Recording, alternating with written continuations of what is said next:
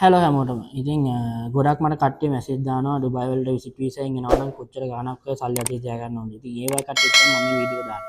ඉතින් ජොබ් එකක් හොයාගන්න ඔයා එනවා නම් මෙහෙ එන්න හිතාගෙන ඉන්නවා නම් අනිවාර්යෙන් මේ තියෙන කටුන් ටික අනිවාර්යෙන් මතක තියාගන්න.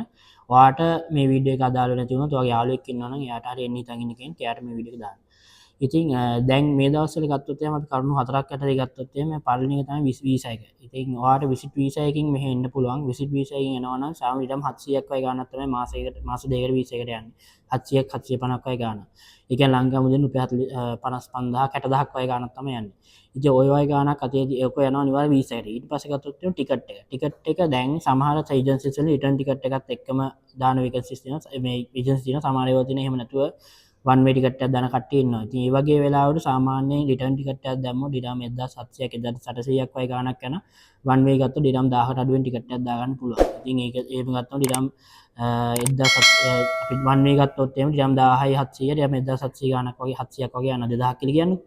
ඊට පස්සේ ඔයාට මාස දෙකට ඉන් එකමඩේෂන් වලට. ඉතින් සාමාන්‍යයෙන් මෙහි බෙස් ස්පේස් එකක් කරාමත නම් ගත ටිකක් ගණන්. නමුත් ඒ අල්නාද ඒ වගේ පැත්තට එනවා නම් ඔයාට සාමාන්‍යයෙන් බෙස් ස්පේස් එක ඩිරම් 600 800කට 800කට වගේ ගන්න පුළුවන්. ඉතින් ඒ වගේ ගත්තොත් මාස දෙකකට ගත්තොත් ඩිරම් 2000ක් වගේ තියාගන්න එකමඩේෂන් වලට. ඊට පස්සේ කෑමට සාමාන්‍ය වාපු යාගෙන කෑවොත් සාමාන්‍යයෙන් ගොඩක් දුරට ඩිරම් මාසෙක ඩිරම් 300 350ක් අතර ගානක වල කෑම ගන්න කෑම වලට අරගෙන කන්න පුළුවන්. ඒ කඩෙන් කන්න නැතුවම ඔයාම යාගෙන කෑවොත් එහෙම.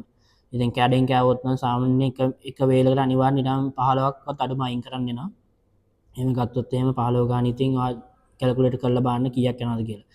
ඉතින් මම නම් රෙකමන්ඩ් කරන්නේ ඔයා ජොබ් එකක් ඇවිල්ලා හොයාගන්න ඉන්නවා නම් මම රෙකමන්ඩ් කරන දේ තමයි හොඳම දේ තමයි යාගෙන කන්න එක. මොකද ඒකින් වල සල්ලි ගොඩක් ඉතුරු කරගන්න පුළුවන් එළියෙන් කනවනට වැඩිය. ඉතින් ඔව් ඊට අමතරව තමයි අනි ට්‍රාන්ස්පෝර්ටේෂන් වලට. මෙහි ට්‍රාන්ස්පෝර්ට් ගොඩක් කට්ටියට ට්‍රැවල් කරන මෙට්‍රෝ වලින්. ඉතින් සාමාන්‍යයෙන් මෙහි ඔයාලට ගන්න පුළුවන් ඔප්ෂන්ස් තියෙනවා. ඔයාට මාස දෙකකට මාසෙකට ගන්න පුළුවන්, මාසෙටම ගෙවලා ගන්න පුළුවන්. ඔයාට එක zone එකක් ඇතුලේ ට්‍රැවල් කරන්න මෙට්‍රෝ කාඩ් එකෙන්. ඒතකොට ඩිරම් 350ක් 400ක් වගේ ගාණක් තමයි යන්නේ. ඒක තමයි හොඳම දේ. මොකද ඔයගොල්ලන් ජොබ් එකක් හොයන කාලේ වෙනකන්. මොකද එතකොට ඔයාට ඒ කාලය ඇතුළත ඒ තැන ඒ zone එක ඇතුලේ ඒ ඒරියා එක ඇතුලේ ඔයාට ඕන තරම් ට්‍රැවල් කරන්න පුළුවන්. මේ කොච්චර ට්‍රැවල් කරත් කොච්චර ගාන ට්‍රැවල් කරත් ඔයාලට හත පහක්වත් ගෙවන්න දෙයක් නැහැ. ඒ අදාළ ගාන විතරයි. ඉතින් ඒක ගොඩක් වටිනවා. ඔයා ජොබ් එකක් හොයන කාලේ ජොබ් එකක් හම්බුනට පස්සේ ඉතින් ඔයාට ඉන්න තැන ජොබ් එක සමහරවිට ඔයා ළඟම ඉන්න තැනක ජොබ් එකක් හම්බෙන්න පුළුවන්. සමහරවිට දුර තැනක වෙන්න පුළුවන්. ඒක නිසා ඒක ඩිපෙන්ඩ් වෙනවා. ගොඩක් වෙලාවට ඩිරම් 4000ක්වත් අතේ තියාගන්න ඕනේ. ඇවිල්ලා ඉන්නවා නම් මාස දෙකක් මේ සර්වයිව් වෙනවා නම්. ඊට අමතරව ඉතින් ඔයාට ජොබ් එකක් හම්බුනොත් ඒ මාස දෙක ඇතුළත හොඳයි. එහෙම නැති වුණොත් තා මාසයක් හදයක් හරි වීසා එක එක්ස්ටෙන්ඩ් කරගන්න ඕන. ඩිරම් 2000ක් 1500ක් යනවා. ඒක නිසා සම්පූර්ණ මුදල් ඩිරම් 6000ක්වත් අතේ තියාගන්න ඕන ජොබ් එකට එනවා නම්. ඉතින් ජොබ් එකක් හොයාගන්න එනවා නම් මෙහෙ. ඉතින් ඒක නිසා විසිට් වීසා එකකින් මම කියන්නේ. මම කියන්නේ සමහරවිට ඔයාගේ සහෝදරයෙක් හරි ඉන්නවා නම් මෙහෙ කවුරු අම්මා තාත්තා කවුරු ඉන්නවනේ. එතකොට ඒක වෙනස් වෙන්න පුළුවන්. නමුත් එහෙම කවුරුත් නැතුව ඔයාම ඇවිල්ලා තනියෙන් ගේමක් ගන්නවා නම් මේ වගේ ගාණක් යනවා. අනිවාර්යයෙන් ඒ ගාණ අතේ තියාගන්න. ඒක කෝකටත් හොඳයි.